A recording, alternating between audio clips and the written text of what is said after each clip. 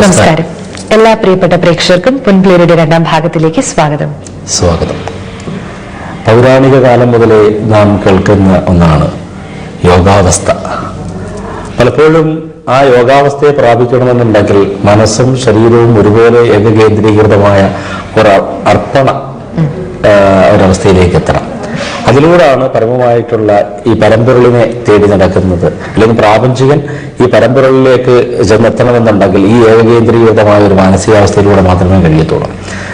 പക്ഷേ വർത്തമാനകാലത്തിലേക്ക് വരുമ്പോഴത്തേക്ക് ആ യോഗാവസ്ഥയുടെ ഒരുപാട് കാലോചിതമായ മാറ്റങ്ങൾ നമുക്ക് ഒരു യോഗാവസ്ഥയിലും അല്ലെങ്കിൽ അതിനനുബന്ധമായിട്ടുള്ള യോഗയിലുമൊക്കെ നമുക്ക് കണ്ടെത്താനായിട്ട് കഴിയും.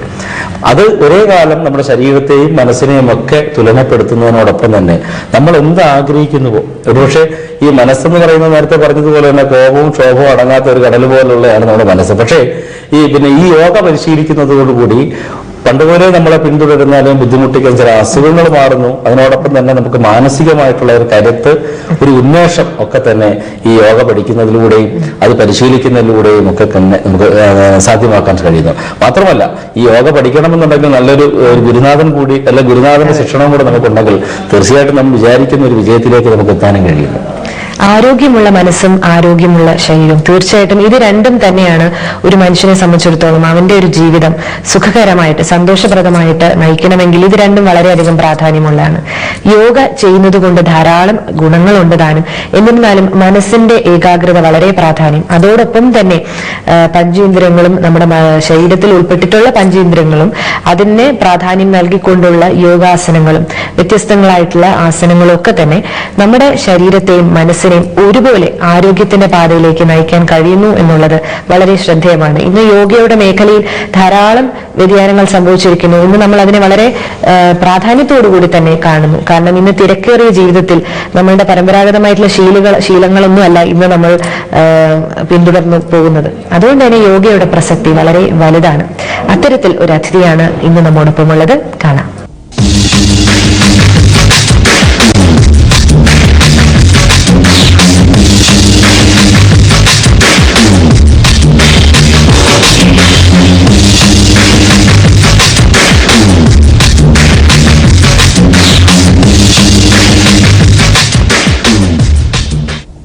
ആത്മതേജസ് നിറഞ്ഞ നമ്മുടെ വിശ്വപ്രകൃതി, ആ ചൈതന്യത്തെ ആവാഹിക്കാൻ പൗരാണിക കാലം മുതലേ ഒരുപാട് ഗുരുപരമ്പരകളും നമുക്ക് മുന്നിലൂടെ ഒഴുകിപ്പോയിട്ടുണ്ട്. അക്കൂട്ടത്തിൽ യോഗയിലൂടെ ആത്മസാക്ഷാത്കാരം നേടുന്ന സദ്ഗുരു അനിൽ അനന്ത ചൈതന്യാണ് ഇന്നത്തെ പൊൻപുലരിയിൽ നമ്മുടെ അതിഥി. സ്നേഹാദരങ്ങളോടെ സ്വാഗതം ചെയ്തു. സ്വാഗതം സർ. ഇപ്പോ ഇന്നത്തെ നമ്മുടെ ഒരു സാധാരണക്കാരന്റെ ഒരു ജീവിത രീതി എന്ന് പറയുന്നത് വളരെ തിരക്കേറിയ ഒന്നാണ്. ഇപ്പൊ പണ്ടത്തെ പോലത്തെ ഒരു ജീവിത രീതിയല്ല. ഒരു സമാധാനം എന്നുള്ളതോ അല്ലെങ്കിൽ വളരെ തിരക്ക് പിടിച്ചൊരു ജീവിതത്തിനിടയിൽ ക്രമങ്ങൾ തെറ്റിയൊരു ജീവിതമാണ്. അപ്പൊ പലപ്പോഴും അത്തരം ഒരു സമൂഹത്തിൽ എത്തരത്തിലാണ് യോഗയ്ക്ക് പ്രസക്തി ഉള്ളത് എന്ന് സാർ വിശ്വസിക്കുന്നു? യോഗയുടെ ഒരു പ്രസക്തി ഒരു സ്ട്രെസ് റിലീസിന് വേണ്ടിയിട്ട് സാധാരണയായിട്ട് ഇപ്പോ യൂസ് ചെയ്യുന്നുണ്ടെങ്കിൽ തന്നെയും യോഗ ഒരു ആത്മീയമായിട്ടുള്ള ഒരു ഉയർച്ചയ്ക്ക് വേണ്ടിയിട്ട് ഡിസൈൻ ചെയ്ത ഒരു പ്രോഗ്രാമാണ്. പക്ഷെ ഇപ്പോ അങ്ങനെ യൂസ് ചെയ്യുന്ന ഒരു കാലഘട്ടത്തിന് ആവശ്യമായിരിക്കും എന്ന് പറയാൻ പറ്റുന്നുള്ളൂ. പക്ഷെ യോഗ എന്ന് പറയുന്നത് അതിന് വേണ്ടിയിട്ടുള്ളതല്ല. ധ്യാനിക്കാനുള്ള ഒരു മനസ്സും ശരീരവും കീപ്പ് ചെയ്യുന്നതിന് വേണ്ടിയിട്ടുള്ള ഒരു പദ്ധതിയാണ് യോഗ എന്ന് പറയുന്നത്. യോഗ എന്ന് പറയുന്നത് സാധാരണ ഇപ്പൊ നമ്മൾ മനസ്സിലാക്കുന്നത് ഈ പോസ്റ്റേഴ്സ് ഉണ്ടല്ലോ, യോഗാസനങ്ങളെയാണ് വിചാരിച്ചത്. പക്ഷെ യോഗ എന്ന് പറഞ്ഞു കഴിഞ്ഞാൽ കൂടിച്ചേരൽ, പത്മാവും പരമാത്മാവും നല്ല കൂടിച്ചേരൽ സംയോഗമാണ്. അതെ, അതാണ്. അപ്പോൾ അത് ഒരു ഹയർ പ്ലാനിൽ അങ്ങനെ ഒരു അർത്ഥമുണ്ട്. ഇപ്പൊ ഈ ധ്യാനം എന്ന് പറയുന്നത് മനസ്സിനെ ഒരു നിശ്ചിതരത്തിന്റെ ഒരു അവസ്ഥയിലേക്ക് എത്തിക്കുമ്പോൾ ഈ പറഞ്ഞ സ്ട്രെസ്സുകളെല്ലാം തന്നെ റിലീസ് ചെയ്യപ്പെടുന്നു. അതാണ് അവിടെ സംഭവിക്കുന്നത്. അതുപോലെ തന്നെ ശരീരത്തിലുള്ള ബ്ലോക്കേജസ് ഒക്കെ ഈ ആസനങ്ങൾ ചെയ്യുമ്പോഴത്തേക്ക് മാറി വരുന്നത് കൊണ്ട് നിരഞ്ജി ബ്ലോക്സും സ്ട്രെസ്സൊക്കെ മാറുന്നത് കൊണ്ടാണ് ഈ കാലത്ത് ഒരു പ്രയോജനകരമായിട്ട് മാറും. നമ്മൾ ഈ ഭക്തിചിന്തകന്മാരും ഈ യോഗിവര്യന്മാരും ഈ യോഗ അനുശീലിക്കുന്ന ഗുരുക്കന്മാരൊക്കെ തന്നെ മനസ്സ് എന്ന് പറയും. എന്താണ് സ്വാമികളുടെ അഭിപ്രായത്തിൽ മനസ്സിനെ എങ്ങനെയാണ് നിർവചിക്കുന്നത്? അല്ല, എന്റെ ഒരു അഭിപ്രായം മാത്രമല്ലത്. ഈ ആക്ച്വലി മനസ്സെന്ന് പറയുന്ന ചിന്തയുടെ ഒരു ഓർഗൻ എന്ന് നിങ്ങൾ മനസ്സിലാക്കുന്നത് നന്നായിരിക്കും. ഒരു ഓർഗൻ അല്ലാതെ എങ്കിൽ തന്നെ ഒരു മനസ്സിലാക്കുന്നതിന് വേണ്ടി പറയുകയാണെങ്കിൽ ചിന്തിക്കുന്ന ഒരു കേന്ദ്രം, ചിന്തകളുടെ ഒരു കേന്ദ്രം എന്നാണ് മനസ്സിനെ നമ്മൾ പ്രധാനമായിട്ട് ഒന്നിനും പറഞ്ഞ് നന്നായിട്ട് ചിന്തകൾ ഇങ്ങനെ വന്നുകൊണ്ടിരിക്കുന്നു. മനസ്സിന്റെ പിന്നെ ഇങ്ങനെ എക്സ്പ്ലെയിൻ ചെയ്ത് നോക്കി കഴിഞ്ഞാൽ ഒരുപാട് കാര്യങ്ങൾ ഉണ്ടെങ്കിൽ തന്നെയും ജനറലി ഇങ്ങനെ മനസ്സിലാക്കി കഴിഞ്ഞാൽ എളുപ്പമായിരിക്കും എന്നായിരുന്നു. സ്വാമിജിക്ക് എപ്പോഴാണ്, ഇപ്പൊ ഞാൻ പറയട്ടെ, യോഗ എന്നുള്ള ഒരു കാര്യത്തെക്കുറിച്ചും അല്ലെങ്കിൽ മനസ്സിന്റെ ഒരു സമാധാനം തേടി പോകുന്ന അല്ലെങ്കിൽ ഒരു ആത്മീയമായിട്ടുള്ള ഒരു യാത്ര എന്നുള്ള സർ പറഞ്ഞു. അതായത് അപ്പൊ അങ്ങനെ വരുമ്പോ എപ്പോഴാണ് ഇതിലേക്കൊരു താല്പര്യവും അല്ലെങ്കിൽ ഇത്തരത്തിലൊരു യാത്രയിലേക്ക് നമ്മൾ ഇറങ്ങണം അല്ലെങ്കിൽ ഇറങ്ങിത്തിരിക്കണം, കണ്ടെത്തണം എന്നൊക്കെ തോന്നിയത് എന്നായിരുന്നു, അല്ലെങ്കിൽ എന്തായിരുന്നു ഒരു പ്രചോദനം എന്നോ? ഈ ഒരു സോഷ്യൽ അവയർനെസ്സോടുകൂടി, അതായത് ഒരു സാമൂഹ്യ സേവനം എന്നുള്ള രീതിയിൽ പല രംഗത്ത് ഇങ്ങനെ പ്രവർത്തിച്ചുകൊണ്ടിരുന്നു. അന്ന് ഈ ഒരു യോഗയുടെ പാത പൂർണ്ണമായിട്ടും തിരഞ്ഞെടുത്തിരുന്നില്ല. പക്ഷെ ചെറുപ്പം മുതൽ തന്നെ ഒരു യോഗയൊക്കെ ചെയ്തിരുന്നു. അത് മറ്റൊരു കാര്യം. പക്ഷെ അത് അല്ല, പിന്നീട് ഒരു മാർഗം എന്നുള്ള രീതിയിൽ തിരഞ്ഞെടുക്കുന്നത് പിന്നീടാണ്. അത് പല അന്വേഷണത്തിന്റെ ഒരു ഭാഗമായിട്ട് ഞാൻ അവിടെ എത്തിച്ചേരുന്നത്. പിന്നെ വളരെ മുൻപ് തന്നെ ഈ കുടുംബത്തിൽ അങ്ങനെയുള്ള ഒരു ആധ്യാത്മികമായ ഒരു പരിവേഷം എല്ലാം ഉണ്ടായിരുന്നു പറയുകയാണെങ്കിൽ എന്റെ ഒരു അമ്മയുടെ അമ്മാവൻ യോഗയൊക്കെ ചെയ്യുന്നൊരു ഉണ്ടായിരുന്നു. അദ്ദേഹത്തെ കണ്ടിട്ട് വളരെ ചെറുപ്പം തന്നെ യോഗാസനങ്ങളൊക്കെ ചെയ്യുമായിരുന്നു. പക്ഷെ ആദ്യം എന്ന് പറഞ്ഞാൽ അതായിരുന്നില്ല. നമ്മുടെ ഈ പല പ്രവർത്തനങ്ങളുടെ വന്നപ്പോൾ ലോകത്തെ രക്ഷിക്കാൻ എന്തുകൊണ്ട് ഒരു മാർഗവും സാധാരണ ആൾക്കാർ അന്വേഷിക്കുന്നവർ അല്ലെങ്കിൽ ഗുരുക്കന്മാർ അന്വേഷിച്ചതുപോലെ തന്നെ ഒരു പ്രവർത്തന മേഖലയിലേക്ക് വരുമ്പോൾ അതിന് പറ്റിയ സ്യൂട്ടബിൾ ആയിട്ടുള്ള ഒരു മാർഗമാണ് ഇതാണ് പഠിപ്പിക്കേണ്ടത്. ധ്യാനമൊക്കെ പഠിച്ചപ്പോഴത്തേക്ക് തോന്നുകയും അങ്ങനെയാണ് ഈ ഒരു ലൈംലൈറ്റിലേക്ക് നമ്മൾ വരുന്നത്. അത് വ്യക്തിപരമായിട്ടുള്ള കുറെ അധികം കാര്യങ്ങളാണ്. അതുപോലെ സ്വാമിജി ഇപ്പൊ ധാരാളം ഗുരുക്കന്മാരുമായിട്ട്, അതായത് ഈ ഒരു യാത്രയിൽ തന്നെ, അതായത് ഇത്തരം ചിന്തകൾ മനസ്സിൽ സൂക്ഷിക്കുകയും ലോകത്തിന്റെ സമാധാനത്തിന് മനുഷ്യന്റെ ഒരു മനസ്സിന്റെ ഏകീകൃതമായിട്ടുള്ള ഒരു യാത്രയിൽ കേന്ദ്രീകരിക്കുന്ന ധാരാളം ഗുരുക്കന്മാരുമായിട്ട് സ്വാമിജി ചിന്തകൾ പങ്കുവച്ചിട്ടുണ്ട്. അല്ലെങ്കിൽ അവരുടെ ഒരു ആശയം അറിയാനും അല്ലെങ്കിൽ അവരുമായിട്ടുള്ള ഒരു സമ്പർക്കം വഴി എത്രത്തോളമാണ് സ്വാമിജിക്ക് നേട്ടങ്ങൾ ഉണ്ടായിട്ടുള്ള അല്ലെങ്കിൽ സ്വാധീനിച്ചിട്ടുള്ള അവരൊക്കെ തന്നെ, അവരെ കുറിച്ചൊക്കെ ഒന്ന് പറയാം. താത്വികമായിട്ട് അതിനെപ്പറ്റി പറയുകയാണെങ്കിൽ നമ്മള് ഒരു മനുഷ്യത്വം എന്ന് പറയുന്ന ഒരു ഗുണം ഒരു മനുഷ്യന് ഉണ്ടായി വരുമ്പോഴത്തേക്ക് അവന് മോക്ഷ ചിന്ത ഉണ്ടാവുമെന്നാണ് പറയപ്പെടുന്നതും നമ്മുടെ അനുഭവം തന്നെ. അപ്പോഴാണ് ഈ മോക്ഷ ചിന്ത ഉണ്ടാകുമ്പോഴാണ് നമ്മുടെ അന്വേഷണത്തിലേക്ക് വരികയും മഹാപുരുഷന്മാരെ സന്ധിക്കാനുള്ള ഒരു അവസരം ഉണ്ടാവുകയും ചെയ്യുന്നത്. ഈ മഹാപുരുഷന്മാരെ സന്ധിക്കുമ്പോഴാണ് നമ്മളെപ്പോലെ അല്ലെങ്കിൽ മുമ്പ് ചിന്തിച്ചിരുന്ന ആൾക്കാരുണ്ടല്ലോ എന്നൊരു കാര്യം നമുക്ക് മനസ്സിലാവുകയും അവരുടെ ജീവിത രീതിയുമായിട്ടോ അല്ലെങ്കിൽ അവരുടെ ആയിട്ടുള്ള ഇന്ററാക്ഷനിലൂടെ നമുക്കൊരു സാധന പദ്ധതിയിലേക്ക് വരുന്നു. ഇപ്പൊ ഇതാണ് നമ്മുടെ ഒരു ഈ ഗുരുക്കന്മാരുടെ ഒരു ഘട്ടത്തിൽ നമുക്ക് നൽകുന്ന ഏറ്റവും വലിയ ഗുണം. അപ്പൊ അവരുടെ നമ്മൾ അടുത്ത് നോക്കി കാണുമ്പോൾ നമ്മൾ മാത്രമല്ല ഇതുപോലെ കുറെ ആൾക്കാരുടെ ഉണ്ടല്ലോ, അത് നമുക്ക് പിൻബലമാകും. ചിലപ്പോൾ ഒരു സംഘബലമായിരിക്കാം എന്നൊരു കാരണമെന്ന് എനിക്ക് തോന്നുന്നു. അങ്ങനെ ബലം നമുക്ക് കിട്ടുമ്പോൾ നമുക്ക് ഇതിനകത്ത് ഇഷ്ടമായിട്ട് വൈരാഗ്യപൂർവ്വം ഇതിലേക്ക് പോകാനായിട്ടുള്ള ഒരു ശക്തി നമുക്ക് ലഭിക്കുന്നു. മാത്രമല്ല ഇതിന് കുറേയധികം കാര്യങ്ങൾ ടെക്നിക്കാലിറ്റീസ് ഉണ്ടല്ലോ ഓരോ കാര്യത്തിന്. അത് മനസ്സിലാക്കി കൂടെ വേണം. ഏത് കാര്യത്തിലാണെങ്കിലും ഇപ്പൊ നമ്മളിപ്പോ ഷൂട്ട് ചെയ്യുമ്പോൾ അതിനകത്തൊരു ടെക്നിക്കാലിറ്റി ഉണ്ട്, ഈ നടത്തുന്ന പ്രോഗ്രാമിന് ടെക്നിക്കാലിറ്റി ഉണ്ട്. അപ്പൊ അതെല്ലാം നമ്മൾ മനസ്സിലാക്കുന്ന ഒരു പ്രൊഫഷനിൽ ഇരിക്കുന്നതാണ് നിങ്ങൾക്ക് പോയിട്ടിരിക്കാൻ പറ്റുന്നത് എന്ന് പറയുമ്പോൾ ഒരു കാര്യം കൂടെ ഉണ്ട്. അത് നമ്മൾ ഈ മുമ്പ് പ്രവർത്തിച്ചിരുന്ന ആളുകളിൽ നിന്നാണ് പലപ്പോഴും മനസ്സിലാക്കുന്നത്. തീർച്ചയായിട്ടും. അതുപോലെ തന്നെ ഇപ്പൊ ഈ മാറിയ സാഹചര്യത്തിൽ ഇപ്പോഴത്തെ മാനേജ്മെന്റ് സ്കിൽസ് എന്ന് പറഞ്ഞാൽ സ്മൈൽ ഫസ്റ്റ് എന്ന് പറയുന്നത്. നിങ്ങൾ പുഞ്ചിരിക്കുന്നതിലൂടെ നിങ്ങൾ ആഗ്രഹിക്കുന്നത് എന്തെന്ന് നേടിയെടുക്കാമെന്ന് പറയുന്നത്. അതുകൊണ്ട് ചൈനീസ് പഴമൊഴി തന്നെ ഉണ്ട്, ഇപ്പൊ പുഞ്ചിരിക്കാത്തവർക്കിന് ഒരു കട തുറക്കാനാവില്ല എന്ന് പറയുന്നുണ്ട്. ഈ കാലഘട്ടത്തിൽ എങ്ങനെ ചിരിക്കാൻ കഴിയുന്നത്? എങ്ങനെ ചിരിക്കുക എന്ന് പറയുന്നത് ഒരാളുടെ ഒരു ആത്മാവിന്റെ ഒരു പ്രകടനമാണ് ആക്ച്വലി. അപ്പൊ ഇത് ചൈനീസ് പഴമൊഴിയായിട്ട് വരാനുള്ള കാരണം എന്ന് എനിക്ക് തോന്നുന്നത് ഈ ബുദ്ധന്റെ കാലഘട്ടത്തിൽ തന്നെ ചിരിക്ക് പ്രാധാന്യം അദ്ദേഹം കൊടുത്തിരുന്നു. ലാഫിംഗ് ബുദ്ധ എന്ന് പറയുമ്പോൾ നമ്മുടെ ഈ ചൈനീസ് ബുദ്ധന്മാരെയൊക്കെ നമ്മുടെ വീട്ടിലൊക്കെ വാങ്ങിച്ചു വെക്കുന്നതൊക്കെ അതിന്റെ ഒരു പ്രതീകമാണ് എനിക്ക് തോന്നുന്നത്. അപ്പൊ അവിടെ ഒരു ചരിത്രത്തെ പറ്റി ചിന്തിക്കുകയാണെങ്കിൽ ഈ ബുദ്ധന്റെ പരമ്പരയിലുള്ള ഒരുപാട് ഈ ലാഫിംഗ് മിസ്റ്റിക്കുകൾ ഈ കവലകളിലേക്കൊക്കെ എങ്ങനെ വരും. ഏതെങ്കിലും ഒരു കവലയിൽ വന്നിട്ട് അവരിങ്ങനെ വെറുതെ ചിരിച്ചുകൊണ്ടിരിക്കും. കുറച്ച് കഴിയുമ്പോഴത്തേക്ക് അവിടെയുള്ള ആൾക്കാരെല്ലാം അവരുടെ ചുറ്റും കൂടും. കുറച്ച് കഴിയുമ്പോൾ അവരും ചിരിക്കുന്നത് ഈ കവലിലുള്ള എല്ലാവരും തന്നെ ചിരിക്കുന്ന അവസ്ഥയിലേക്ക് ചിരിച്ചിരിച്ച് ആദ്യം എന്തെങ്കിലും ഒരു പ്രാന്താമെന്ന് വിചാരിച്ചെങ്കിലും പിന്നെ അറിയാതെ തന്നെ ചിരിച്ചിരിച്ചു പോകും. അങ്ങനെ ഓരോ ഗലികളിലേക്ക് ചിരികൾ പടർന്നിരുന്നു എന്നും പ്രദേശം മുഴുവൻ അല്ലെങ്കിൽ ആ ദേശം മുഴുവൻ ചിരിയിൽ പടർന്നിരുന്നു എന്നൊക്കെ ഇതിന്റെ ഹിസ്റ്ററി നമ്മൾ സ്റ്റഡി ചെയ്താൽ മനസ്സിലാക്കാം. അപ്പൊ അത് ചിരിക്കാന്ന് പറയുന്നത് നമ്മൾ മറ്റൊരാളിനെ സന്തോഷിപ്പിക്കാനുള്ള ഒരു മനസ്സാണ്. അതാണ് പ്രധാനമായിട്ട്. അപ്പൊ ചിരിക്കുന്ന സ്വാമി എന്ന് പറയുമ്പോഴത്തേക്ക് മറ്റുള്ളവരെ സന്തോഷിപ്പിക്കാനുള്ള ഒരു മനസ്സിലാകുന്നുണ്ടെങ്കിൽ ചിരിക്കാനായിട്ടൊരു പ്രശ്നമുണ്ട്.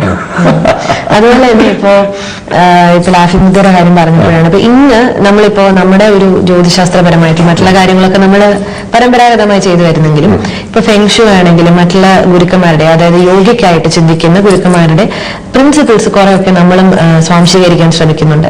പക്ഷെ നമുക്ക് ഇപ്പോ സാധാരണക്കാരായിട്ടുള്ളവർക്ക് ഇപ്പം ഓഷോയുടെ പ്രിൻസിപ്പിൾസും സെന്റെ ഒക്കെ ആണെങ്കിൽ തന്നെയും എന്താണ് ഇതുകൊണ്ട് ഉദ്ദേശിക്കുന്നത്, എന്താണ് അവരൊക്കെ ചിന്തിച്ചത്, അവരുടെയൊക്കെ ലക്ഷ്യം എന്തായിരുന്നു എന്നുള്ളത് നമുക്ക് മനസ്സിലാക്കാൻ കഴിയുന്നത്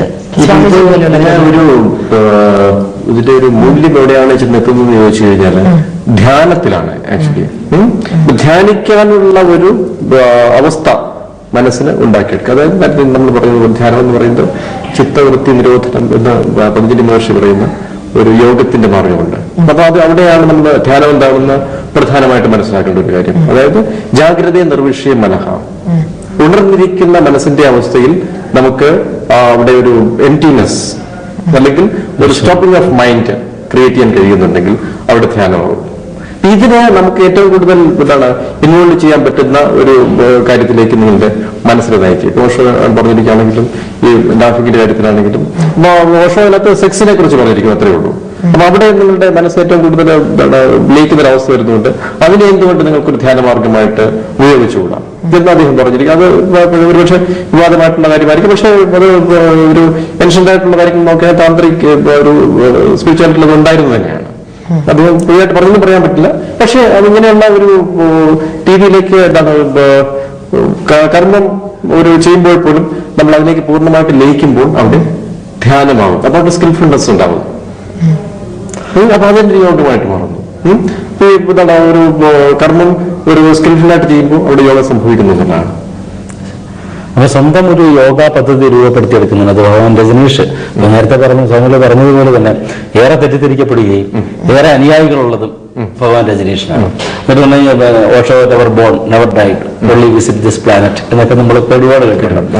ഈ ഓഷോയുടെ ഒരു ദർശന പരമ്പരകളിലേക്ക് വരുമ്പോഴത്തേക്ക് അതിന്റെ എന്തൊക്കെ മൂല്യവത്തായിട്ടുള്ള അംശങ്ങളാണ് സ്വന്തം ഒരു കർമ്മപദ്ധതി തയ്യാറാക്കുന്ന രൂപപ്പെടുത്തിയിട്ടുള്ളത്? അവിടെ ഈ പ്രധാനമായിട്ട് നമ്മുടെ ഈ ഒരു ടെക്നിക്സ് യൂസ് ചെയ്യുന്നതിലാണ് അദ്ദേഹം പ്രധാനമായിട്ട് നേരത്തെ ഞാൻ പറഞ്ഞതുപോലെ ഒരു സ്കിൽഫുൾനെസ് അദ്ദേഹം കാണിച്ചിട്ടുള്ളത്.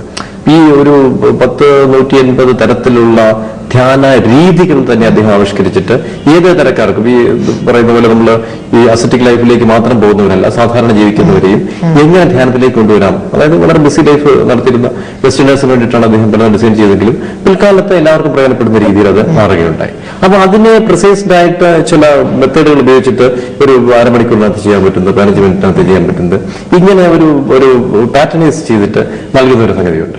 അപ്പൊ അവിടെയാണ് അദ്ദേഹം ഈ ധ്യാനത്തിനും സ്നേഹത്തിനുമാണ് പൂർണ്ണമായിട്ട് ഇമ്പോർട്ടൻസ് കൊടുത്തിരുന്നത്. അതാണ് അദ്ദേഹത്തിൽ നമ്മൾ ഗ്രഹിച്ചത്. ആനന്ദം എന്ന് പറയുന്നത് നമ്മുടെ ഉള്ളിൽ ഉണ്ടാവുന്നു. ധ്യാനം എന്ന് പറയുന്നതിന് ധ്യാനത്തിലേക്ക് മനുഷ്യനെ കൊണ്ടുവരുമ്പോഴാണ് യഥാർത്ഥ ആനന്ദം അനുഭവിക്കുന്നത്. അപ്പൊ അത് തന്നെ നമ്മൾ പറയുകയാണെങ്കിൽ ഈ ഒരു ആനന്ദം യഥാർത്ഥത്തിൽ അനുഭവിക്കാനായിട്ട് ഓരോ മനുഷ്യനും അല്ലെങ്കിൽ ഓരോ ജീവാത്മാവും കാംക്ഷിച്ചുകൊണ്ടിരിക്കുന്നു. ഇതിനു വേണ്ടിയിട്ടുള്ള മാർഗങ്ങളായിട്ടായിരിക്കും ചിലപ്പോൾ മദ്യപാനത്തിന് നമ്മൾ ഉപയോഗിക്കുന്നത്, ചീട്ടുകളി ചിലപ്പോൾ ഉപയോഗിക്കുന്നത്. പക്ഷെ അത് ഒരു സാത്താനിക്കായിട്ടുള്ള ഒരു മാർഗമായിട്ട് ധ്യാനം പറയുന്നു. അതുപോലെ തന്നെ റിയൽ ആനന്ദം അനുഭവിക്കുന്ന മാർഗമാണ് ഈ ധ്യാനവും യോഗയും സംഗീതവും നൃത്തവും അതുപോലെയുള്ള രജനീഷിന്റെ ഒരു കർമ്മപദ്ധതി. അത് നിങ്ങൾ ആനന്ദം ആഗ്രഹിക്കുന്നുണ്ടെങ്കിൽ ഏതെങ്കിലും ഒരു വഴിയിൽ പോയേ പറ്റത്തുള്ളൂ. ഒന്നിൽ മദ്യവും മയക്കുമരുന്നിന്റെ മാർഗത്തിലേക്ക് പോകണം, അല്ലെങ്കിൽ ഈ ധ്യാനത്തിന്റെ യോഗത്തിന്റെയും അല്ലെങ്കിൽ സമാധാനത്തിന്റെയും മാർഗത്തിലേക്ക്. ഇതൊന്നും വളരെ വ്യത്യസ്തമായ വഴിയാണല്ലോ രമണ മഹർഷിയുടെയും അരവിന്ദയുടെയും. അതെ, അതൊരു അവധൂത പരമ്പരയുടെ ഒരു അരവിന്ദയുടെയും രമണ മഹർഷിയുടെ വ്യത്യസ്തമായിട്ട് രണ്ടും തന്നെ വ്യത്യസ്തമാണ്. പക്ഷേ ഈ രമണ മഹർഷിയുടെ കാര്യം കൂടുതലായിട്ട് പറയുമ്പോൾ ഒരു അവധൂത പരമ്പരയാണ്. അപ്പൊ അത് ഗുരുക്കന്മാർ തന്നെ ഈ രണ്ടു തരത്തിലുണ്ട്. കർമ്മങ്ങളിൽ വളരെയധികം വ്യാപൃതരായിരിക്കുന്ന ഗുരുക്കന്മാരുമുണ്ട്, ഒരു കർമ്മങ്ങളിൽ നിന്ന് വിട്ടു നിൽക്കുന്ന ഗുരുക്കന്മാരുമുണ്ട്. അപ്പൊ അവര് എന്താ പറയുന്നത് എല്ലാം തുടങ്ങി കളഞ്ഞവരെന്നാണ് അവധൂതൻ എന്ന് പറഞ്ഞു കഴിഞ്ഞാൽ തന്നെ അർത്ഥം. അപ്പൊ ഈ ഭൗതിക ജീവിതത്തിന്റെ എല്ലാ കാര്യങ്ങളും കുളഞ്ഞു കളയുകയും എങ്ങനെയെങ്കിലും ഒന്ന് ജീവിച്ചു തീർത്താൽ മതി എന്ന് പറഞ്ഞ് ജീവിക്കുന്ന ആൾക്കാരുണ്ട്. അപ്പൊ ഈ നമ്മള് ഇവിടെ തന്നെ ഒരു മൂത്രവാസുവിന സ്വാമി ഒരു സ്വാമി ഉണ്ടായിരുന്നു. അദ്ദേഹത്തിന് ഞാനൊക്കെ ആരാധിക്കുന്ന ആളാണ്. അപ്പൊ അദ്ദേഹത്തെ കൊണ്ടൊരന്ന് വെറുതെ ഒരു മരച്ചോട്ടിലേക്ക് ഇരിക്കുകയുള്ളൂ. പക്ഷെ അവിടെ ചെന്നിരിക്കുന്നവർക്കെല്ലാം എന്തോ ഒരു സാക്ഷാത്കാരം കിട്ടുന്നതായിട്ടുള്ള അനുഭവം നമ്മൾ ലഭിക്കുകയും ചെയ്യും. അപ്പൊ അത് എന്ന് പറയുന്ന ഒരു ത്രിഗുണരഹിതരായിട്ടുള്ള ഗുരുക്കന്മാരാണ്. ത്രിഗുണസഹിതരായിട്ടുള്ള ഗുരുക്കന്മാരുമുണ്ട്, ത്രിഗുണരഹിതരായിട്ടുള്ള ഗുരുക്കന്മാരുണ്ട്. ഇവരെ തിരിച്ചറിയാൻ കുറച്ചുകൂടെ പ്രയാസമാണ്. അവർ ചിലപ്പോൾ ഭ്രാന്തന്മാരെ പോലെ നമുക്ക് തോന്നുന്നിരിക്കും.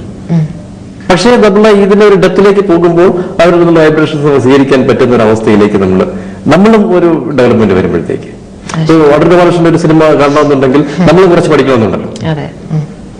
ഒരു അപ്രീസിയേഷൻ എന്നൊരു കാര്യം നമ്മൾ പഠിച്ചാൽ മാത്രമേ നമുക്ക് അത് കാണാൻ പറ്റത്തുള്ളൂ. അപ്പൊ അത് കാണാതെ അത് പഠിക്കാതെ ചിലപ്പോൾ നമ്മൾ ഇതൊക്കെ മോശപ്പെടാന്ന് പറയുന്നതിന് അർത്ഥമുണ്ട്. എന്ന് പറയുന്നത് നമ്മുടെ ഒരു ലെവലും ഉയരുമ്പോഴാണ് ഇത്തരം കുറച്ചുകൂടെ ഒരു ഡീപ് സെൻസിൽ പോകുന്ന ഗുരുക്കന്മാരെ കുറച്ചുകൂടെ മനസ്സിലാക്കാൻ കഴിയും. മറ്റു രണ്ടുപേരും ചെയ്യുന്ന സേവനം വളരെ ഔന്നത്യം ചേർന്നുള്ളത് തന്നെയാണ്. സർ, ഇപ്പൊ ഏതൊരു വ്യക്തിയെ സംബന്ധിച്ചിടത്തോളാണെങ്കിലും ഇന്നത്തെ ഒരു കാലഘട്ടത്തിൽ ഇപ്പോ ഞാൻ എന്നൊരു അഹംഭാവം, അതുപോലെ തന്നെ വ്യത്യസ്തങ്ങളായിട്ടുള്ള ഒരുപാട് പ്രശ്നങ്ങൾ ഉണ്ടായിരിക്കാം. പക്ഷേ യോഗയിലൂടെ ആത്മീയതയിലേക്ക് പോകുന്ന ഒരു വ്യക്തി എന്ന നിലയിലും അത് പഠിപ്പിക്കുന്ന ഒരു വ്യക്തി എന്ന നിലയിലും ഇന്നത്തെ ഒരു സമൂഹത്തിന്റെ മാറ്റങ്ങളെ എത്തരത്തിൽ വിലയിരുത്തുന്നു? മറ്റുള്ളവരുടെ ഈ അഹങ്കാരം ഇല്ലാതാക്കുക എന്നുള്ളത് നമ്മുടെ ഒരു ശ്രമമാകുമ്പോഴത്തേക്ക് ഈ അഹങ്കാരം ഇവിടെ പോകും. നമുക്ക് കുറച്ച് വരികയും ചെയ്യണം. അപ്പൊ അത് ഞാനെന്ന ഭാവം എന്ന് പറയുന്നത് തോന്നാതെ അഥവാ തോന്നുന്നതിൽ മുഴുവൻ ഞാനൊന്ന് തോന്നണമെന്നുള്ള ഒരു അവസ്ഥയിലേക്ക് വന്നു കഴിഞ്ഞാൽ മാത്രമേ അതിൽ നിന്ന് രക്ഷ നേടാൻ കഴിയത്തുള്ളൂ. അപ്പോൾ അയാളുടെ ചില ഗുരുക്കന്മാർ ഭയങ്കര ദേഷ്യപ്പെട്ടു അവര് എല്ലാ ഈഗോ കാണിക്കുന്നു എന്നാണ് തോന്നുന്നത്. കാരണം ഒരുപാട് പേരുടെ ഈഗോയെ അടിച്ചകത്താനായിട്ട് നമ്മൾ ശ്രമിക്കുമ്പോഴത്തേക്ക് ആ ഈഗോ എവിടെയെങ്കിലും പോയെന്ന് വരും. അത് ഇവർ സ്വീകരിക്കേണ്ടതായിട്ട് വരും. അപ്പൊ അതിന് മേൽ നിന്നുകൊണ്ട് ഒരാളുടെ ശിക്ഷണത്തിലൂടെ നമുക്ക് ഡെവലപ്പ് ചെയ്യാൻ കഴിയത്തുള്ളൂ. അപ്പൊ അത് ഇവരിൽ അറിയാതെ ഒരു ഈഗോ ആയിട്ട് മാറിക്കഴിഞ്ഞാൽ അവരും ഈ തരത്തിലുള്ള അഹങ്കാരമുള്ളവരായിട്ട് മാറിയിരിക്കും. അപ്പൊ അതിനെ തിരിച്ചറിയാനായിട്ടുള്ള ഒരു അറിവ് ഓരോ ഗുരുവിനും ഉണ്ടാവാറുണ്ടാണ്. അപ്പൊ നമ്മൾ ഈ സമ്പൂർണ്ണ യോഗ പദ്ധതി എന്ന് പറയുമ്പോഴത്തേക്ക് എന്തൊക്കെയാണ് അതിനകത്ത്? സമ്പൂർണ്ണ യോഗ പദ്ധതി യോഗയും സന്യാസവും 2 മാർഗമാണ്. അപ്പൊ അതിലെ യോഗ മാർഗം എന്ന് പറയുമ്പോൾ അതിനകത്ത് കർമ്മയോഗം, ജ്ഞാനയോഗം, ഭക്തിയോഗം, ഹഠയോഗം, ഇങ്ങനെ ഒരുപാട് യോഗങ്ങളുണ്ട്. ഇതിനെയെല്ലാം ഒന്ന് സംശീകരിച്ചുകൊണ്ട് നമുക്ക് ഈ ഒരു കാലഘട്ടത്തിൽ ഒരു ജീവിക്കാവുന്ന ആൾക്കാർക്ക് ചെയ്യാവുന്ന രീതിയിൽ നമ്മുടെ ചില കാര്യങ്ങൾ ഇങ്ങനെ പാരഡൈസ് ഒരു പേരെന്നുള്ളതിലുണ്ടാകും കൊടുത്തിരിക്കുന്ന പേര്. അപ്പോൾ ഈ എല്ലാത്തിന്റെയും അംശങ്ങളെ സംശീകരിച്ചിരിക്കുന്നു എന്നർത്ഥം. പല പേരുകൾ പലരും നിർദ്ദേശിക്കുന്ന പോലെ നമ്മുടെ ഇന്ന് പൂർണ്ണമാണെന്നുള്ള അർത്ഥത്തിൽ നമ്മുടെ 18-ാം നൂറ്റാണ്ട് മുതൽ അല്ലെങ്കിൽ 20-ാം നൂറ്റാണ്ട് വരെയൊക്കെ നമുക്ക് ഒരുപാട് വഴികൾ കാണിച്ചു തരാനുള്ള ഗുരുപരമ്പരകൾ നമുക്കുണ്ടായിരുന്നു. അപ്പൊ നല്ല ഗുരുവിന്റെ അടുത്ത് ചെല്ലുമ്പോഴത്തേക്ക് നല്ല ജ്ഞാനം ലഭിക്കുന്നു. അത് പറയുന്ന ഒരു പക്ഷേ ഈ യോഗാവസ്ഥയിലൂടെ ആയിരിക്കാം, അല്ലെങ്കിൽ അവരുടെ ഒരു കർമ്മപദ്ധതിയിലൂടെ ആയിരിക്കാം. പക്ഷെ ഇന്നത്തെ വർത്തമാന കാലത്ത് നമ്മൾ ആരെ ആശ്രയിക്കുന്നു? മനുഷ്യന് കിടന്ന് അങ്ങോട്ടും ഇങ്ങോട്ട് പരക്കം പായാണ്. ഒരുപാട് അസ്വസ്ഥപ്പെട്ടുകൊണ്ടിരിക്കുന്ന മനുഷ്യൻ ഇവൻ എവിടെ നിന്നാണ് ഒരു മോക്ഷം തേടേണ്ടത്, അല്ലെങ്കിൽ എവിടെയാണ് അവന് ആശ്രയിക്കാൻ പറ്റിയ ഗുരു? അപ്പൊ ഈ ഗുരു എന്ന് പറയുന്ന സങ്കല്പത്തിന് അല്ലെ കൺസെപ്റ്റിന് ഇന്ന് ഒരുപാട് മാറ്റം വന്നിട്ടില്ലേ? ഗുരു എന്ന് പറഞ്ഞു കഴിഞ്ഞാൽ അവയർനെസ് എന്നാണ് അതിന്റെ അർത്ഥം. ഒരു വ്യക്തിക്ക് ഉപരിയായിട്ട് അയാളിൽ ഉയർന്നിരിക്കുന്ന അവയർനെസ് ആണ്. ഇത് നമ്മുടെ ഉള്ളിലും ഉള്ളത് തന്നെയാണ്. ഈ അവയർനെസ്സിനെ നമ്മുടെ അതായത് മനസ്സിന്റെ അവസ്ഥയിൽ നിന്ന് അവയർനെസ് ബോധത്തിന്റെ അവസ്ഥയിലേക്ക് എത്തുക. അതുപോലെ യോഗയിൽ പ്രധാനമായിട്ടും ശരീരത്തിൽ നിന്ന് പ്രാണൻ എന്ന് പറയുന്ന ഒരു അവസ്ഥയിലേക്ക് എത്തുക, പ്രാണശരീരത്തിലേക്ക് എത്തുക. ഈ 2 കാര്യമാണ് പ്രാക്ടീസിലൂടെ നമ്മൾ യഥാർത്ഥത്തിൽ ചെയ്തുകൊണ്ടിരിക്കുന്നത്. ഒന്ന് ശരീരത്തിൽ നിന്ന് നമ്മുടെ പ്രാണന്റെ ഒരു ശരീരത്തിലേക്ക് എത്തുക, അതുപോലെ മനസ്സിൽ നിന്ന് ബോധത്തിന്റെ അവസ്ഥയിലേക്ക് എത്തുക. അവിടെയാണ് ബോധോദയം എന്നൊക്കെ പറയുന്നത്. ഈ മനസ്സ് എവിടെ സ്റ്റോപ്പ് ചെയ്യുന്ന നിങ്ങളുടെ ബോധം നമ്മുടെ പ്രവർത്തിച്ച് തുടരുന്നു എന്നുള്ളൊരവസ്ഥ വരുന്നത്. അപ്പൊ ഇതാണ് അതിന്റെ ഒരു പ്രധാനപ്പെട്ട ഒരു മാർഗം. അതിനുവേണ്ടിയുള്ള സാധനയില് ഒരു യജ്ഞത്തിൽ നമ്മൾ സെന്റർ ചെയ്യുമ്പോഴാണ് ഇത് സംഭവിക്കുന്നത്. അതിലൊരു മനുഷ്യന്റെ മനസ്സിനെ കുറിച്ച് ഇപ്പൊ നമ്മൾ പഠിക്കുമ്പോഴാണെങ്കിൽ തന്നെ ഇപ്പം ഒരു വ്യക്തി ചെയ്യുന്ന എല്ലാ പ്രവൃത്തികളിലും തന്റെ മനസ്സാണ് ആദ്യമായിട്ട് കേന്ദ്രീകൃതമായി മുമ്പിലേക്ക് വരുന്ന ഒരു കാര്യം എന്ന് പറയുന്നത്. അപ്പം എത്രത്തോളം ഇപ്പൊ യോഗ കൊണ്ട് ഇപ്പം നമ്മൾ പറയുന്നുണ്ട് കോൺസെൻട്രേഷൻ ആണ് ഏറ്റവും പ്രധാനമെന്ന് നമ്മൾ പറഞ്ഞു കേൾക്കുന്നുണ്ട്, അല്ലെങ്കിൽ സാധനകളായിരിക്കാം. എത്രത്തോളമാണ് അവിടെ മനസ്സിന്റെ ഒരു പ്രാമുഖ്യം എത്തരത്തിലാണ്, അല്ലെങ്കിൽ എന്തൊക്കെയാണ് അതിനെ സ്വാധീനിക്കുന്നത്? മനസ്സ് എവിടെയുണ്ടോ അവിടെ ഈ ധ്യാനം ഇല്ല എന്നതാണ്. മനസ്സിനെ കോൺസെൻട്രേറ്റ് ചെയ്യുകയാണ് ധ്യാനം എന്ന ഒരു അബദ്ധമായിട്ട് ധരിച്ചു വെച്ചിരിക്കുന്നത്. യഥാർത്ഥത്തിൽ അതെല്ലാം മനസ്സിലോട്ട് സ്റ്റോപ്പ് ചെയ്യുന്നു. അവിടെ നിന്നാണ് ധ്യാനം ആരംഭിക്കുന്നത്. ഞാൻ മുമ്പ് പറഞ്ഞതുപോലെ തന്നെ ഒരു ജാഗ്രതാവസ്ഥയിൽ നിർവിഷയത്തിലേക്ക് വരണം, ചിന്തകളില്ലാത്തൊരവസ്ഥയിലേക്ക് വരണം. അവിടെയാണ് ഇതിന് വളരെ കറക്റ്റ് ആയിട്ടുള്ള ഒരു പദ്ധതി പതഞ്ജലി മഹർഷി ഉണ്ടാക്കിയിരിക്കുന്നതാണ് അഷ്ടാംഗ യോഗം എന്ന് പറയുന്നത്. ഈ അഷ്ടാംഗ യോഗത്തിൽ ഇതിന് വേണ്ടുന്ന ഒരു സ്റ്റെപ്സ് ആയിട്ട് തന്നെ 8 സ്റ്റെപ്സ് ആയിട്ട് അദ്ദേഹം പറയുന്നുണ്ട്. അത് യമനിമാദികൾ പാലിക്കുന്നത്. അപ്പൊ ഇവിടെ പ്രധാനമായിട്ട് നിങ്ങൾക്ക് ഞാനെപ്പോഴും പറയുന്ന ഒരു ധർമ്മബോധം എന്ന് പറയുന്നത് ഉണ്ടായിരിക്കണം, അനുകമ്പ എന്ന് പറയുന്നത് ഉണ്ടായിരിക്കണം, അല്ലെങ്കിൽ ഭൂതദയ എന്ന് പറയുന്നത് ഉണ്ടാകുമ്പോൾ മാത്രമേ നമുക്ക് മനുഷ്യത്വം ഡെവലപ്പ് ചെയ്യുന്നുള്ളൂ. അപ്പൊ അവിടെയാണ് നമുക്ക് മോക്ഷാകാംക്ഷ എന്തെല്ലാം കാര്യങ്ങൾ നേടിക്കഴിഞ്ഞാൽ എന്തോ ചിലത് ഒരു ലാക്ക് ചെയ്യുന്നു, എന്തോ കുറവുണ്ട് എന്ന് നമുക്ക് തോന്നുന്ന അവസരത്തിലാണ് നമ്മൾ അതിനെപ്പറ്റി അന്വേഷിക്കുന്നത്. അപ്പൊ ഇതൊന്നുമില്ല, എനിക്ക് ഒരു കുറവില്ലെന്ന് വിചാരിച്ച് ഇതിന്റെ അന്വേഷണം അവിടെ വരുന്നില്ല. അല്ല, എല്ലാവരും ഉണ്ടല്ലോ, അവരൊന്നും ഞാൻ അന്വേഷിക്കുന്നവരും വരുന്നില്ല. അപ്പൊ അവിടെ വരുന്നതാണ് മറ്റുള്ളവർ വെളിയിലേക്ക് കൂടെ നോക്കുമ്പോൾ മറ്റുള്ളവരുടെ അത് നമുക്ക് ഓരോ മനുഷ്യനും ഉള്ളതാണ്. കാരണം വെച്ച് കഴിഞ്ഞാൽ അല്ലെങ്കിൽ നമ്മൾ സുനാമി വരുമ്പോഴത്തേക്ക് അല്ലെങ്കിൽ എന്തെങ്കിലും അപകടം വരുമ്പോൾ മാത്രം ഇത് ഉണരേണ്ട കാര്യമില്ലല്ലോ. വലിയ ദുരന്തങ്ങൾ വരുമ്പോഴെങ്കിലും നമ്മൾ ചിന്തിക്കുന്നുണ്ട്. അപ്പം ആ അവസ്ഥയിൽ നമ്മുടെ ജീവിതത്തിന്റെ ഒരു ഇതാണ് ഈ അർത്ഥമില്ലായ്മയെ പറ്റി ചിന്തിക്കുന്നത്. അപ്പൊ അവിടെയാണ് ഈ മായയെ അതിജീവിക്കുന്ന ഒരു ചെറിയ ഒരു അവസ്ഥ നമുക്ക് വരികയും അപ്പൊ നമ്മൾ എന്താണ് അർത്ഥമുള്ളത് എന്ന് പോവുകയും നമ്മുടെ ഉള്ളിലേക്ക് തന്നെ നോക്കുക എന്ന് ഗുരുക്കന്മാർ പറഞ്ഞു വരുമ്പോൾ നമ്മൾ ഉള്ളിലേക്ക് നോക്കാൻ ശ്രമിക്കുമ്പോൾ ധ്യാനത്തിലെത്തുകയും പിന്നെ നമുക്ക് ഇഷ്ടാനുസരണം ഈ ജന്മം തന്നെ വിട്ടുപോകാനായിട്ടുള്ള ഒരു സമാധി അവസ്ഥയിലൊക്കെ അതൊക്കെ നമ്മൾ വിചാരിക്കുന്ന അപ്പുറത്തുള്ള അല്ലേ, ഒരു സംവാദത്തിൽ ഇത് പറയുമ്പോൾ പറയുന്നതാണ്. ഇത് പെട്ടെന്ന് അക്സെപ്റ്റ് ചെയ്യാൻ പറ്റുമെങ്കിൽ എല്ലാവരും എത്തുമായിരുന്നല്ലോ. അപ്പൊ ഈ ഒരു അവസ്ഥയിൽ ഈ പ്രാണായാമ യോഗം അത് വളരെ പ്രധാനപ്പെട്ട ഒന്നാണ്, യോഗാവസ്ഥകളിലാണ്. അപ്പൊ അതിന്റെ പ്രത്യേകത എന്താ? പ്രാണായാമം നേരത്തെ ഞാൻ പറഞ്ഞതുപോലെ നമ്മുടെ ശരീരത്തിന്റെ അവസ്ഥയിൽ നിന്നും പ്രാണശരീരത്തിലേക്ക് എത്താനുള്ള ഒരു ടെക്നിക്കാണ്. അപ്പോ ഈ പ്രാണനെ എന്താണ് നിയന്ത്രിച്ചുകൊണ്ട് ഉള്ള കുറേയധികം പ്രാക്ടീസസ് ആണ് പ്രാണായാമം എന്ന് പറയുന്നത്. പ്രാണനായ പ്രജാപതി അല്ല, പ്രാണൻ എന്ന് പറഞ്ഞു കഴിഞ്ഞാൽ എന്താണെന്ന് ചോദിച്ചു കഴിഞ്ഞാല് അത് വ്യക്തമായിട്ട് മനസ്സിലാക്കണമെന്നുണ്ടെങ്കിൽ സിമ്പിളായിട്ട് കുറച്ച് ചിന്തിച്ചു കഴിഞ്ഞാല് ഈ ആത്മാവ് എന്ന് പറയുന്ന ഒരു കാര്യമുണ്ടെന്നും ശരീരം എന്ന് പറയുന്ന ഒരു കാര്യമുണ്ടെന്ന് മനസ്സിലാക്കുക. ഇതിനെ തമ്മിൽ ബന്ധിപ്പിച്ച് നിർത്തുന്ന ഒരു ശക്തി, ഒരു പശുപോലെ ഒട്ടിച്ചു വെച്ചിരിക്കുന്ന സാധനമാണ് ഈ പ്രാണൻ എന്ന് പറയുന്നത്.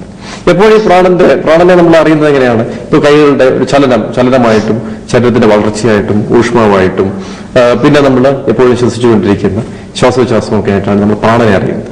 അപ്പൊ ഈ പ്രാണന്റെ കടിഞ്ഞാണായിട്ട് നമ്മൾ മനസ്സിലാക്കുന്നത് എന്താണെന്ന് ചോദിച്ചു കഴിഞ്ഞാൽ ഈശ്വരന്മാർ പറഞ്ഞതെന്ന് മനസ്സിലാക്കുന്നതാണ് ഈ ശ്വാസോച്ഛ്വാസത്തെയാണ്. ഡയറക്റ്റായിട്ട് നമുക്ക് കൺട്രോൾ ചെയ്യാൻ പറ്റുന്ന ഒരു സംഗതിയാണ് ശ്വാസോച്ഛ്വാസം. നമ്മുടെ ശരീരത്തിന്റെ ഊഷ്മാവ് നമുക്ക് കൺട്രോൾ ചെയ്യണമെന്ന് വെച്ച് കഴിഞ്ഞാൽ ആദ്യ സമയത്ത് പറ്റിയെന്നിരിക്കും, അല്ലെങ്കിൽ ചലനങ്ങളെ കൺട്രോൾ നമ്മൾ കൈകാലമൊക്കെ അനക്കാതെ ഇങ്ങനെ ഇരിക്കാൻ പറ്റും. പക്ഷെ ഹൃദയം ചിലപ്പോൾ അടിച്ചുകൊണ്ടിരിക്കും. ഇങ്ങനെയുള്ള ചലനങ്ങൾ നമ്മുടെ ഇന്റർനായിട്ട് ഉണ്ടായിക്കൊണ്ടിരിക്കും. അപ്പോൾ ഇത് നമുക്ക് ഡയറക്റ്റായിട്ട് കൺട്രോൾ ചെയ്യാൻ പറ്റുന്ന ഒരു സംഗതിയാണ് ശ്വാസത്തെ പിടിച്ചു നിർത്തുക. അപ്പൊ അതിലൂടെയാണ് ഈ മറ്റ് പ്രാണന്റെ ശക്തികളിലേക്ക് കടന്നു ചെല്ലുന്ന ഒരവസ്ഥ നമുക്കുണ്ടാവുന്നത്. അതിന് ഒട്ടനവധി പദ്ധതികൾ ഉണ്ടാക്കിയിട്ടുണ്ട്. അത് കുറച്ചുകൂടെ ഒരു ഡീപ്പായിട്ടുള്ള സെൻസിലേക്ക് ആൾക്കാർ ഇറങ്ങുമ്പോൾ ആണ് അതൊരു ആകാശതത്വത്തിലുള്ള ഉപാസനയുടെ ഭാഗമാണ്. പല തത്വത്തിലുള്ള ഉപാസനകളുണ്ട്. ഉദാഹരണമായിട്ട് നമ്മളിപ്പോ ഭൃത്യ തത്വത്തിലുള്ള ഉപാസനയാകുമ്പോൾ ഒരു ക്ഷേത്രത്തിൽ നിന്ന് തൊഴുകയും അതൊക്കെ ചെയ്ത ഒരു ഭൂമിയെ തന്നെ ദേവതയായിട്ട് കാണുകയും ഒക്കെ ചെയ്യാം. കുറച്ചുകൂടെ ജലതത്വമാകുമ്പോഴത്തെ തീർത്ഥാടന സ്ഥലങ്ങൾ നേടി ആളുകൾ ഇങ്ങനെ പോകുന്ന അവസ്ഥ വരും.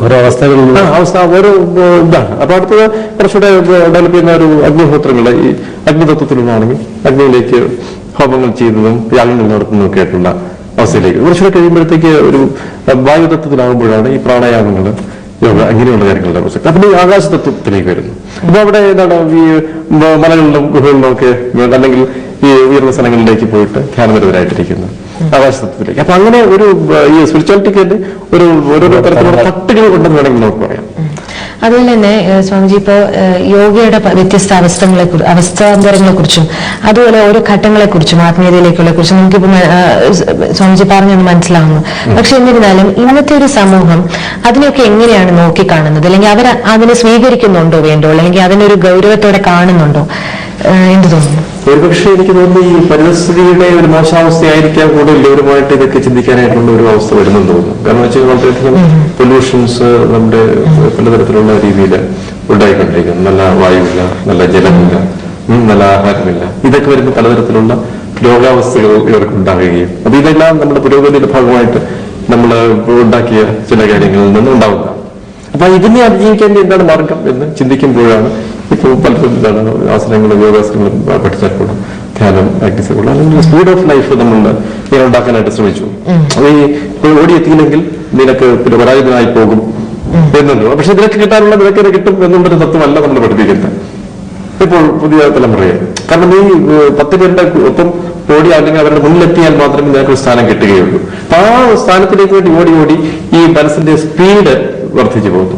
ഇതിനെ കുറയ്ക്കാനായിട്ടുള്ള ടെക്നിക്സ് അവന് കിട്ടുന്നുണ്ട്.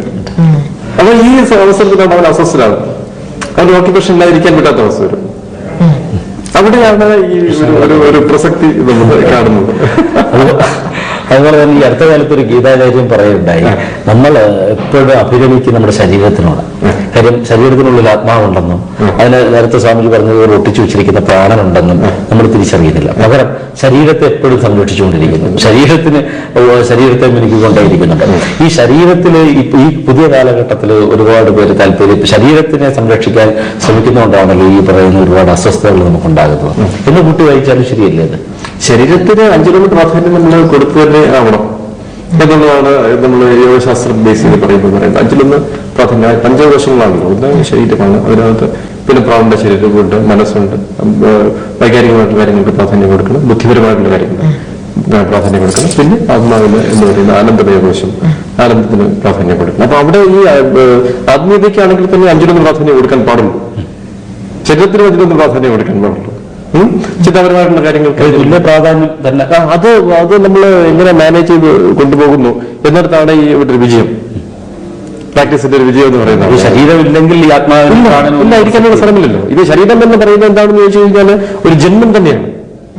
ഈ ജന്മം എന്താണെന്ന് ചോദിച്ചാൽ നമ്മുടെ ഒരു ശരീരമാണ്. അത് സൂക്ഷ്മമായിട്ട് ചിന്തിച്ചു കഴിഞ്ഞാൽ എന്താണ് വളരെ ഒരുപാട് കാര്യങ്ങൾ നമുക്ക് അതിൽ നിന്ന് പുറമെ കിട്ടും. അപ്പോൾ ഈ ശരീരത്തെ നമ്മൾ സൂക്ഷിക്കേണ്ടത് വളരെയധികം പ്രധാനപ്പെട്ട ഒരു കാര്യമാണ്. ഈ ജന്മം എന്ന് പറഞ്ഞ ശരീരമാണ്. ഈ ജന്മത്തിന് ദൈർഘ്യം കൂട്ടണമെന്നുണ്ടെങ്കിൽ നിങ്ങളുടെ ശരീരത്തിന്റെ മാലിന്യങ്ങളില്ലാത്ത രീതിയിൽ തന്നെ കൂടുതൽ കാലത്തേക്ക് കൊണ്ടുപോകണം. അതിനാണ് ഈ ഭോഗരുടെ കാലത്തും അല്ലെങ്കിൽ പുലിപ്പാണിയുടെ കാലത്തൊക്കെ ഈ കായകൽപ്പ ചികിത്സകളെ പറ്റിയൊക്കെയുള്ള വളരെയധികം കാര്യങ്ങൾ പറയാം. അപ്പൊ വീണ്ടും നിങ്ങളെ പുനർജീവിപ്പിക്കാൻ പറ്റുന്ന രീതിയിൽ നിങ്ങളുടെ ശരീരത്തെ വീണ്ടും കണ്ടീഷൻ ചെയ്തെടുക്കാൻ പറ്റും എന്നതിന് വേണ്ടി ഒരുപാട് ഔഷധ കൂട്ടുകളും മറ്റുമൊക്കെ നിർദ്ദേശിക്കപ്പെട്ടിട്ടുണ്ട്. വീണ്ടും ഒരു വൃദ്ധരായ ഒരാളിന് വീണ്ടും ചെറുപ്പക്കാരനാകും. ചവന പ്രാവശ്യം കണ്ടുപിടിച്ച് ചവന മഹർഷി പറയുന്നത്. അതുപോലെ തന്നെ നമുക്ക് ഇതിനകത്ത് വേറൊരു പ്രധാനപ്പെട്ട കാര്യങ്ങളും ഈ പിന്നെ മഹാഗുരുക്കന്മാർ ഈ യോഗ ചികിത്സയായിട്ടും അല്ലെങ്കിൽ യോഗ നടപടികളുമായിട്ടൊക്കെ ഉണ്ടായിട്ടുണ്ടല്ലോ. ഇപ്പൊ സ്വാമിജി അനുവർത്തിക്കുന്നത് സ്വന്തമായി എടുത്തിട്ടുള്ള യോഗ പദ്ധതികളാണോ, അല്ലെങ്കിൽ തൊട്ടു മുമ്പ് സ്വന്തമായിട്ടുള്ള പദ്ധതി എന്നുള്ളത് ഇല്ല. അവിടെ നമ്മൾ ഈ സംശീകരിച്ച കുറെ കാര്യങ്ങൾ നമ്മൾ പറയുമ്പോൾ അത് ഒരു യോഗ പദ്ധതിയായിട്ട് തോന്നുന്നത് മാത്രമേ ഉള്ളൂ. ഇത് എന്താണ്, ഞാൻ ഇതിനെ ബേസ് ചെയ്തിരിക്കുന്നത് നേരത്തെ പറഞ്ഞതുപോലെ പതഞ്ജലി മഹർഷിയുടെ തത്വങ്ങളെ തന്നെയാണ് ബേസ് ചെയ്തിരിക്കുന്നത്. അദ്ദേഹമാണ് നമ്മുടെ ആദ്യ ഗുരുവായിട്ടും പരമഗുരുവായിട്ട് പരമാത്മാവിനെ ലോകം മുഴുവൻ നിറഞ്ഞിരിക്കുന്ന ശക്തിയെ തന്നെയാണ് ഉപാസിക്കുന്നത്. അപ്പൊ അവിടെ ഒരു നമ്മുടേതായിട്ട് എന്തെങ്കിലും ഉണ്ടോ എന്ന് ചോദിച്ചു കഴിഞ്ഞാൽ ഇല്ല എന്ന് വേണമെങ്കിൽ പറയേണ്ടി വരും. ഏത് ആചാര്യനും അങ്ങനെ തന്നെ ഇല്ല എന്നുള്ളതാണ് സത്യം. അവരെല്ലാം തന്നെ എന്തെങ്കിലും ഒരു പദ്ധതി നമ്മൾ ആ കാലഘട്ടത്തിൽ ഉണ്ടാക്കുന്നെങ്കിൽ ആ കാലോചിതമായിട്ട് രൂപപ്പെടുത്തി എടുത്തിരിക്കുന്ന ഒരു ഫോർമുല എന്നുള്ളത് മാത്രമേ. അത്തരത്തിലുള്ള ഒരു പദ്ധതിയാണ് രൂപപ്പെടുത്തിയിട്ട് അത് ആരും അങ്ങനെ തന്നെയാണ്. പക്ഷെ ഇത് ആദ്യമായിട്ട് പരിചയപ്പെട്ടവര് ഇദ്ദേഹമാണ് ഇതിന്റെ ആചാര്യരെന്ന് തെറ്റിദ്ധരിച്ചേക്കാം.